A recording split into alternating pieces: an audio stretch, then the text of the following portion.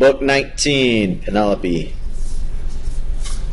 Now is the time to hide the weapons. Eurycleia, keep the maids in their quarters while I move Father's arms to the storeroom. They've gotten dark with the smoke. It's good that you've taken an interest in such things. It should have been done long ago. Father, where does that light come from? The gods provide it. Keep quiet and remember that they favor our cause. Now get yourself to bed. Your mother will want to question me in the hall. Are you still here? Creepy old man, stop watching the maids. Go outside and cuddle your dinner. Melantho, are you mad, insulting my guest? You knew I was waiting to speak to him. Get out. Go see Eurymachus. I know he is your lover. Eurynomy, spread a sheepskin here for my guest. Now, stranger, tell me who you are, of what family, and what land. Gentle lady, your name is known throughout Achaea, your reputation for wisdom, beauty, and kindness. That being so, I appeal to your mercy. Do not make me relive the pains of my life by recounting them all for you now. You speak well, but I know that my beauty has faded, and I am famous now only for my suffering. As for my wisdom, I thought to trick my unwanted suitors by delaying them while I wove a shroud for Laertes. All day I'd weave, but at night I'd pick out the work by candlelight. The trick worked for 3 years, but then my maids betrayed me. Now I fear I'll be forced to marry, though it is against my will. You see, we both have miseries aplenty. Tell me your story, stranger, and what you know of my husband. Very well, gentle lady. I pray it may suffice to tell you that I am from the broad land of Crete, where I was once a prosperous and fortunate man, until that cursed expedition to Troy. It was then I first met Odysseus, for he came to Crete to raise a fleet of ships for Agamemnon. I hosted him for 9 days, while sea winds blustered, and I gathered my crews together to join the Achaean army. If it is so, friend, give me some proof that you saw him. Tell me what he wore.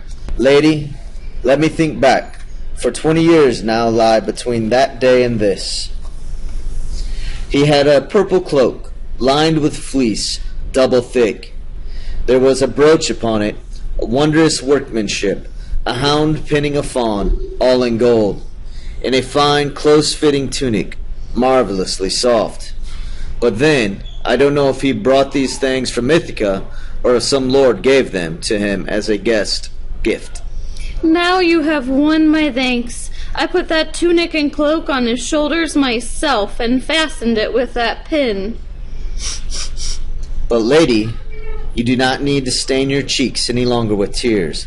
I have something else to tell you. Your husband is on his way, near at hand. I heard this from the king of those Thesprotians, who had set him on his way in a good ship. The man had been lost at sea for years, because his crew devoured the cattle of Helios, and so Zeus destroyed his ship and stranded him. But he escaped, and made his way back here, gathering treasure as he came. I got here first only because Odysseus had gone to consult the oracle. If only what you say could prove true, you would know my gratitude, and any man would count you blessed. But it will never be. We have no master here to furnish a ship and send you on your way with rich gifts.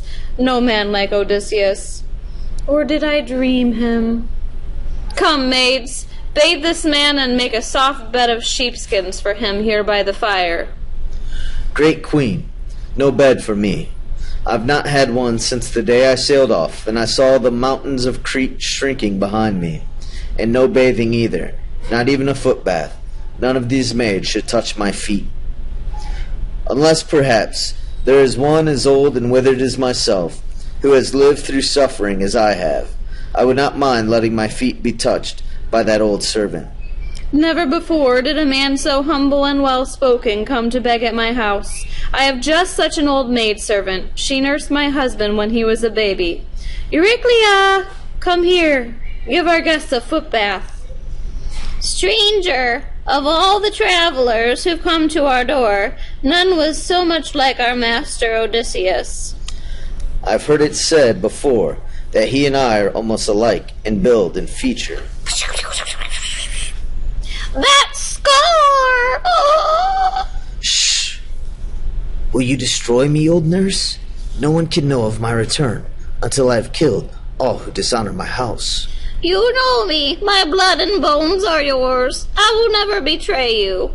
When you have killed the suitors, I can tell you which of the maids are loyal and which should be killed. Good, though I have seen them myself. But for now, trust in the gods and keep silent. Listen, stranger, I have one more question. Can you interpret this dream? From a lake, 20 fat geese come to feed beside my house. But then a great mountain eagle swoops down and breaks their necks, every one.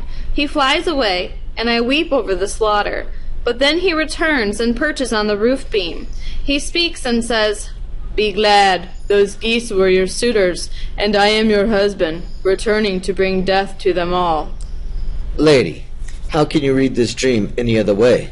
Odysseus himself told you what it means. But not all dreams are true. There are 2 gates by which a dream may enter, one of shining ivory, one of plain horn. The dreams from the ivory gate are glimmering illusions that signify nothing, but those from the horn gate can come true, if only we know which is which. No, it's a false hope that this dream comes from honest horn. The day I dread is upon me. I must leave Odysseus's house with a new husband. Listen, here is what I'll do. I'll declare a contest. We have 12 axe heads in the storeroom. My husband used to line them up, all 12, at intervals like a ship's ribbing. Then he'd take his great bow, stand back, and whip an arrow through all 12. Tomorrow I'll pose this challenge to the suitors, and marry the one who succeeds in stringing the bow and putting the arrow through the axe heads, whoever he may be.